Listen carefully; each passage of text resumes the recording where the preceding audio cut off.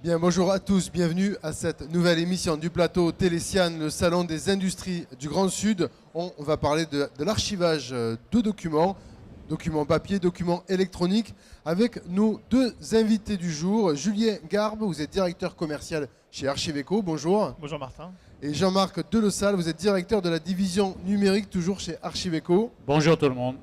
Archiveco, c'est une entreprise installée partout en France, avec 27 sites sur le territoire national. 350 salariés, 32 millions d'euros de chiffre d'affaires. Le siège de la région est à Bruguière, près de Toulouse.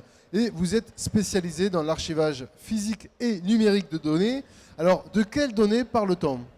Alors aujourd'hui, on parle vraiment de toutes les données qui peuvent être conservées dans une entreprise, qu'elles soient physiques ou électroniques. Donc les données, c'est tout aujourd'hui. C'est un bulletin de paye, c'est la facture d'un fournisseur, c'est la facture qu'on émet à un client, ou c'est tous les contrats, les bordereaux de bons de commande qu'on va avoir avec nos clients.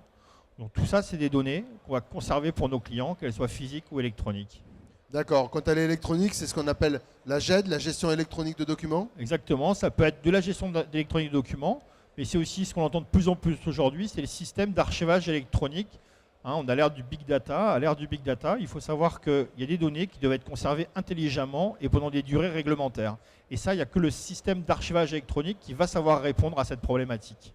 Alors justement, comment gérer intelligemment vos données? C'était un petit peu la thématique de l'émission, mais c'est une question compliquée parce que je suppose que ça dépend de chaque client, non? Voilà, exactement. Chaque client va avoir ses problématiques et à chaque problématique, j'ai envie de dire qu'il y a une réponse et on va savoir vraiment l'aider pertinemment de la façon qu'il souhaite, c'est-à-dire qu'on va savoir l'aider avec un logiciel qu'on va installer chez lui ou avec un logiciel qui va être chez nous. Ou voilà, ça va être les différentes méthodes pour aider notre client à bien gérer ses données et évidemment avec du conseil où on va s'intéresser à son cœur de métier, à ce qu'il souhaite conserver et pendant quelle durée. Voilà. Jean-Marc Delessal, quel conseil vous donnez aux clients justement en matière de protection des données?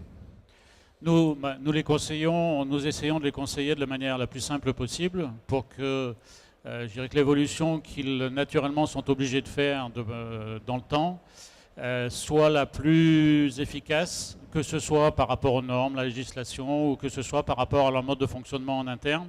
Et c'est pour ça qu'on est aujourd'hui de plus en plus perçu comme un prestataire de services, de conseils, et toutes nos prestations sont souvent en préalable une notion d'audit avec des services qui n'ont pas forcément beaucoup de conservation papier.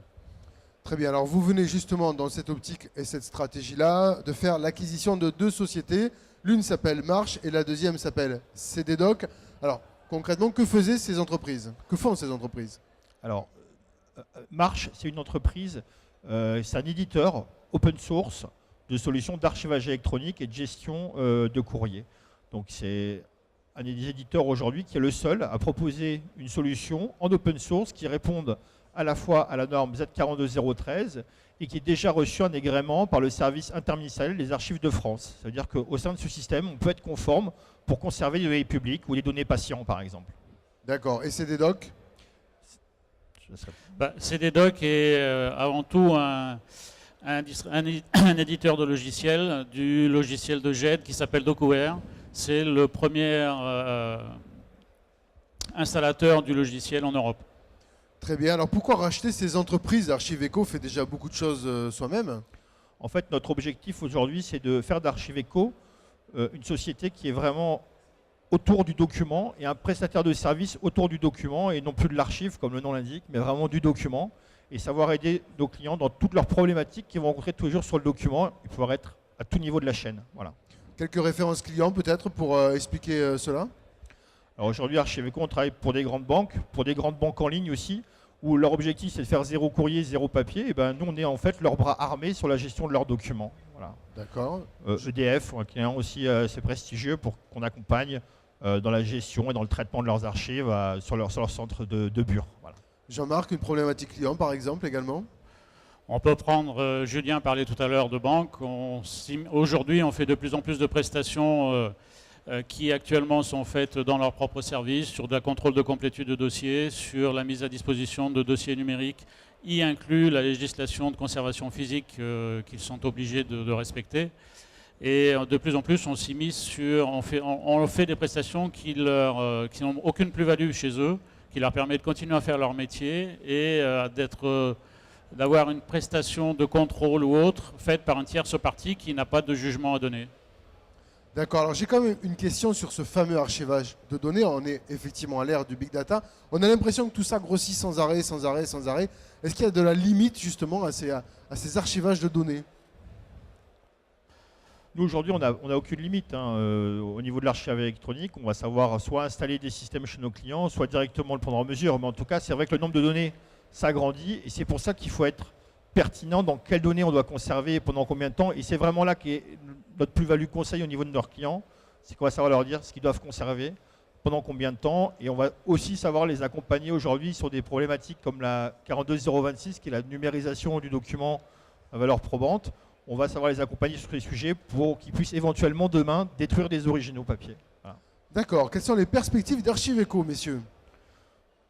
Alors, nos objectifs en termes de croissance, Archiveco, demain, c'est vraiment d'avoir, je vous ai dit, une société qui soit capable de répondre à toutes vos problématiques, qu'elles soient physiques ou électroniques. Et on souhaite atteindre un chiffre d'affaires de 32 millions d'euros pour la fin de l'année. D'accord, avec beaucoup d'une activité archivage électronique qui va devenir de plus en plus importante. Donc. Voilà, c'est-à-dire qu'en fait, il y a un an, on réalisait à peu près 15% de notre chiffre d'affaires sur l'électronique. À la fin de cette année, on réalisera 30% de notre chiffre d'affaires en électronique. Et notre objectif à 3 ans, voilà, c'est d'être à peu près à 50% sur l'archivage électronique. À 50%, donc comme vous le disiez Jean-Marc, vous passez finalement d'archiveur papier à prestataire de services. Tout à fait. Nos interlocuteurs dans les entreprises changent de plus en plus. On a aujourd'hui en interlocuteur des directeurs d'opération, des responsables de ressources humaines, des comptables, quasiment tous les services de l'entreprise peuvent être intéressés par des prestations que l'on propose, avec ou pas des particularités où on personnalise à chaque fois la prestation au nom du client et on n'apparaît quasiment jamais. Très bien, messieurs, si on veut plus d'informations sur Archiveco, on va cliquer sous le lien qui se situe sous cette vidéo. On vous retrouve également au sein du salon Sian. Merci à vous. Merci Martin. Merci à vous. Merci. Au revoir tout le monde.